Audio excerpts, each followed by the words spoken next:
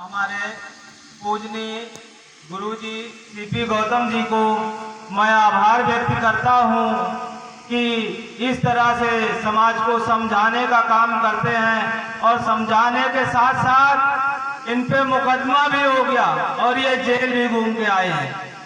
आपको मालूम होना चाहिए कि अगर क्रांतिकारी डर गया तो अम्बेडकरवाद मर गया। क्रांतिकारी इस अम्बेडकरवाद की अलग को जगाता है। हमारे ये कार्यक्रम कराया है आयोजक कमेटी को मैं सादर जय भीम करता हूँ और ये महबूबपुर की धरती को और यहाँ के बसे हुए हमारे भाइयों बहनों आप सभी को बताना है कि ये जो मंच लगा है ये बाबा साहब की देन है।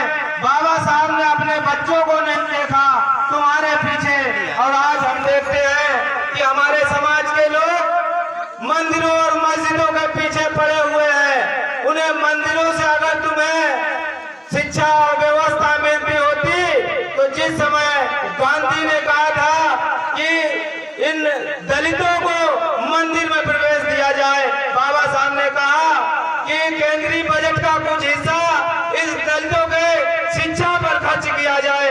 जब ये शिक्षित होंगे, संगठित होंगे, तब ये अपने अधिकार की लड़ाई लड़ पाएंगे।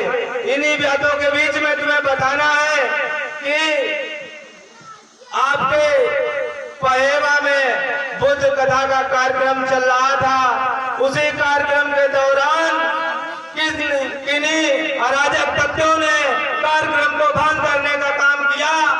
वहीं हमारे माननीय नेताजी धनीराम पंथर जी ने पहुंच करके ब्राह्मण महासभा के लोगों पर मुकदमे लगाए और लगवा करके उन्हें जेल भिजवाने का भी काम किया। और यहाँ के लोगों को भी मैं बताना चाहता हूँ, उन अराजक लोगों को, अगर यहाँ भी आंख उठाने का काम किया तो ये दलित पैंथर के लोग ना कभी डरे थे और ना कभी डरेंगे और तुमको शुरू से लेकर अंत तक वही जेल में भिजाने का काम करेंगे। और बताना चाहता हूँ कि हमारे लोग किसी प्रकार का झगड़ा फसाद करने का काम नहीं करेंगे, मानवता से भाईचारा बना करके काम करेंगे। अपनी जागरूकता बाबा साहब ने कहा था शिक्षित बनो, संगठित बनो, वो दिन दूर नहीं है जब हमारे लोगों के बीच में, हमारे लोगों के हाथों में तंत्र व्यवस्था हमारे लोगों के हाथ में आएगा। हमें बताते हैं कि सभी लोग अपने ऐसे प्रतिनिधि को चुन करके भेजिएगा जो तुम्हारे सुख दुख में हर वक्त खड़ा हो। अगर आपने सही प्रतिनिधि नहीं चुना तो आपको बचाने के लिए कोई नहीं आएगा। भीड़ कुछ नहीं कर सकती है। अगर भीड़ जागरूकता की ओर चली जाए तो आपको मालूम होना चाहिए कि संघर्षों के साए में घनघोर जवानी पलती है और जिस ओर जवानी चलती है उस ओर जमाना चलता है। अगर बिगड़ेगा आज कुछ तो ये हमारे युवाओं का बिगड़ेगा। आज जो घर में घुस के बैठे हैं युवा, ये आज इनका करने का टाइम है।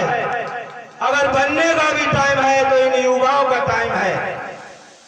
तो मैं बताता हूं कि इस कार्यक्रम में आइए, समय दीजिए और इसको ध्यान में रख करके अपने आचरण में ढालने का काम करो।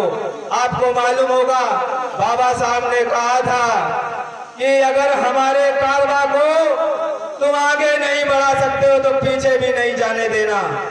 क्या हमारे लोग बता सकते हैं इतने बीच में कि कारवा पीछे कैसे जा सकता है? मालूम है किसी को? क्या हमने देखा कि हमारे समाज की महिलाएं 14 अप्रैल का दिन जब आएगा तो उनके यहाँ काम बहुत ज्यादा फूट जाता है। अगर नवरात्र चालू हो जाए तो 7-7 दिन ये व्रत करती हैं। अगर व्रत करने से, पूजा पाठ करने से अगर सुख संपत्ति शांति होती तो उस ब्राह्मण तुम्हारे यहाँ पूजा और हवन पाठ करने नहीं आता।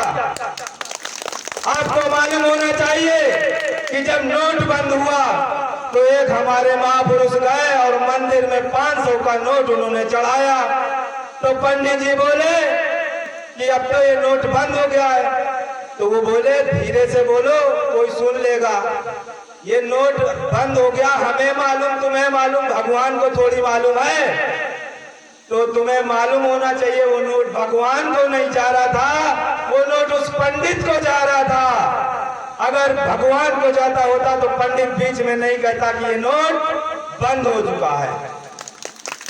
यही तुम्हें बताता हूं कि तुम्हारा कल 15 तारीख को हमारे समाज के राहबर मानवर कांसीराम साहब का जन्म दिवस है और सभी लोग अच्छी सी तादाद में बढ़िया व्यवस्था में जिस तरह से आप दीपावली मनाने का काम करते हैं, अपने और सब त्योहार मनाने का काम करते हैं, जिसने तुम्हें सत्ता में बिठाया, बसपा के न आने के पहले हमारे लोग बोलना भी नहीं जानते थे। उन्हें यह भी नहीं मालूम था कि कहाँ हमें जाना है, चौकी जाना है कि थाने जाना है।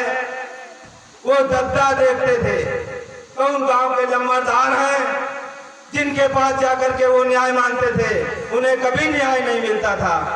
जिस समय हम लोग सरकार में आए, सरकार में आने के बाद हमारी बहन जी ने सभी को पट्टे किए, राशन कॉलोनी की व्यवस्था की। जिन गांव में निकलने का रास्ता नहीं था, आरसीसी की व्यवस्था आज है। ये भाजपा के लोग आज वोट का टाइम आ गया है, तुम्हारे घर आएंगे, वोट मांगने का काम करेंगे, तुम्हें चूड़ी देंगे, बिछिया देंगे और ये हमारे नटकारा भाइयों को पौवा देने का काम करेंगे, मांस देने का काम करेंगे। बाबा साहब ने कहा था कि जब हमारे समाज के लोग वोट बेचने लगेंगे तो ये गुलामी की ओर चलने लगेंगे। तुम्हें मालूम होना चाहिए एक वोट की कीमत 100 बेटियों के बराबर होती है। अगर तुमने एक वोट अपना बेच लिया तो तुमने अपनी 100 बेटियां बेच ली, तो समझो तुमसे बड़ा नालायक कोई नहीं है।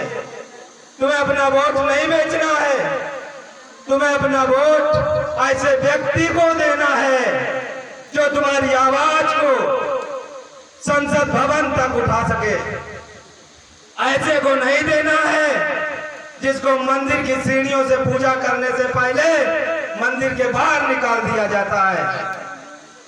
और तुम्हें मालूम होना चाहिए कि 15 वर्ष की अवस्था का सोमेश रामपुर, जहां अंबेडकर पार्क का उद्घाटन होना था, वहां पर ग्राम प्रधान ने वहां पर बोर्ड लगवाया बाबा साहब के नाम का, और वहां के ठाकुर समाज के लोगों ने वोट मांगने का काम किया। जब तो हमारे समाज के लोग आगे खड़े हो गए। वही प्रशासन के लोगों ने जब गोली चलाई तो हमारे 15 वर्षीय भाई सोमेश की हत्या हो गई। इस भाजपा सरकार ने कान में तेल डाल करके चुपचाप बैठी रही। मालूम होना चाहिए जब हमारे माननीय चंद्रशेखर भाई, मंजीत सिंह नौटियाल जैसे लोग जब वहां पहुंचे तब तुम्हारी आवाज को उठाया गया।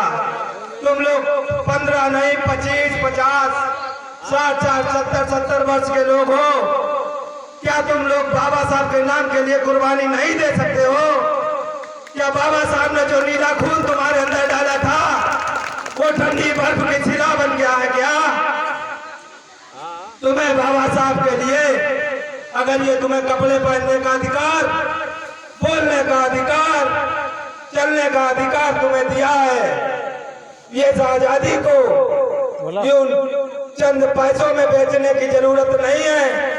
नहीं तो आने वाली कौम, आने वाली समाज, आने वाली पीढ़ी तुमसे पूछेगी कि बाबा साहब तुम्हें ये बोलने का मंच लगाने का अधिकार दे गए थे, तुमने हमें गुलामी की ओर क्यों झेल दिया? तुम तो आजादी में जिए, तुमने उस आजादी को क्यों नहीं बचा पाया? आज तुम्हें आजादी को बचाने की जरूरत है।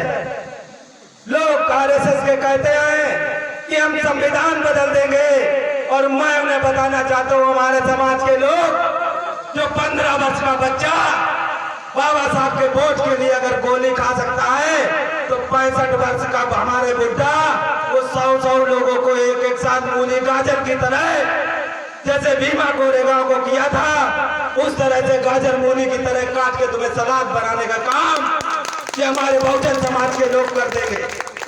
ये ध्यान में रखिएगा, ये वही सूर महावीर है जो 500 महारों ने 10,000 पेशवाओं को गाजर मूली बना करके सलाद बना दिया था, उन्हें काट काट कर।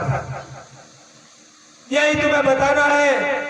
मणिपुर जैसी घटना, तुम्हारे समाज की महिलाओं को नग्न करके घुमाया, तुम लोग शांति से बैठे हो।